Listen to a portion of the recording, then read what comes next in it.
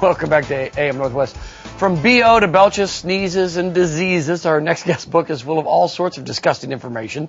That's why we wanted him here this morning. We're happy to welcome back to AM Northwest the author of The Big Book of Gross Stuff, Bart King. Thanks so much for having me. Nice to have you here. You know, you started with The Big Book of Boy Stuff, which I thought was The Big Book of Gross Stuff. Right, no, we've expanded our you've refined it. But a fun book. First off, who you recommended the book for?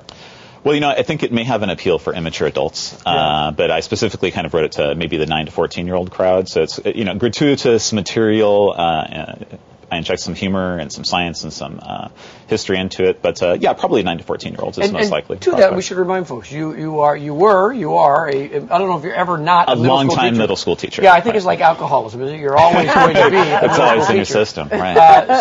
So it's factual. Factual, yeah, with a few flights of fancy. Okay. Disgusting fancy, but fancy nonetheless. Like, how do you research a book on these kinds of things? Well, you know, there's all sorts of studies that I went through for this, and I think Dave made mention of one about BO, which maybe we can return to in a second. I'm horribly sorry. But another, maybe one of the most fun avenues of research was interviewing people. For example, you know, I love finding out about people's pet grossnesses, the things that gross you out that might be a little idiosyncratic compared to other people. And one group of people that I interviewed for the book isn't about grisly and gruesome things, but I wanted to talk to people who have a high threshold for that, like ER doctors. And so I talked to probably half dozen ER doctors, and I asked, you know, what are the kind of the garden variety things that gross you out, or do they anymore? Because you see horrible things every day, you know, compound fractures, you name it. And it was fascinating to hear how, you know, things like, you know, one doctor was telling me how she gets absolute goosebumps even thinking about just kind of like not even a chive on someone's tooth, but like that anonymous white stuff that sometimes gets stuck between people's teeth. And as she was talking about it, she had this physical response, and I was like, "My goodness!" Wow. You know, I mean, you see people brought in on gurneys and stuff in someone's teeth. But a little powdery plaque throws them off. Yeah. Well, let's go to BO. Yeah. Okay. Yeah. What's BO? You know, you posed the question earlier. When is your day gonna go downhill? I think you reached that moment. Right. So they did. You know, there's this charming research group in Switzerland that did a study for 2 years trying to find the closest scent corollary to body odor, to human body odor. And what they found was that there's actually 2 different kinds of body odor, male and female. And after 2 years, they concluded that men's BO smells like Gouda cheese, women's BO smells like onions. Now, so it's, you know, which is better? There is no value judgment that I want to make here. I will say, though, that this ruins the idea of French onion soup for me forever. So, you know, between the cheese and the onion. Okay, you talk about a disgust gene.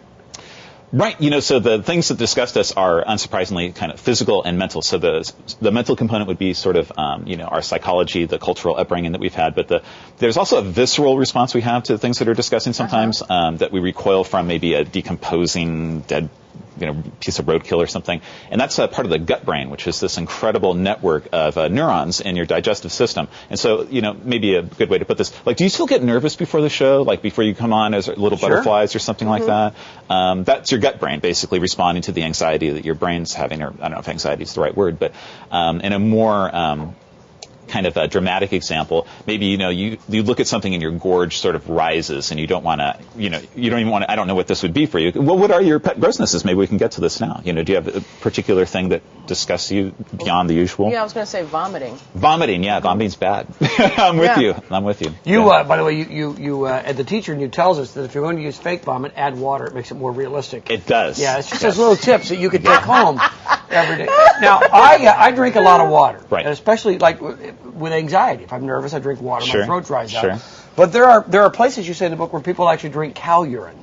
Well, they drink the human urine as well. And so, you know, in our culture, we have this deep aversion to touching urine, much less drinking it. But really, urine is perfectly antiseptic. It's not I mean, poop is disgusting, but urine actually really isn't. I mean, saliva is rife with bacteria, and we swallow that all the time. Urine has no bacteria in it.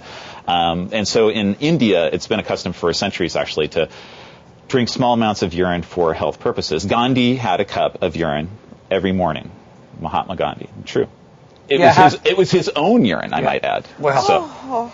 Now, in India, they are going to be marketing apparently later this year a substance called, it's a pop, a soft drink called Gaujal, and that translates to cow water. Because if you're going to drink urine, get it from the most auspicious source. In India, that would be a cow. I don't know how they harvest it. I do have my ideas. I would hate to be a cow urine farmer. A cow, yes. Yeah. What is your occupation? Yeah, I don't want to do that. Cow urine farmer. Boy, there's so much more. You say there's a pressure point on your wrist that would actually, if you feel like you might vomit, it will stop it? Right, so if you have a barf impulse, now might be that time, I'm not sure. Where is it? Right, studies show that for a significant percentage of people, simply applying pressure to where the wristband of your watch might be can short-circuit it. If you want to go double duty, you can get tight wristbands on both of them. And they usually have a ridge or a bead in them. They're barf bracelets, I think they call them. Oh, sure, it's what women use when they're pregnant to ward off morning sickness. And people who are going on, if you're sea motion sickness, for example, oftentimes they'll see these on like cruise ships or actually much smaller ships usually. But yeah. The thing in the book that most grossed you out. We're out of time, but spitwads, hate them.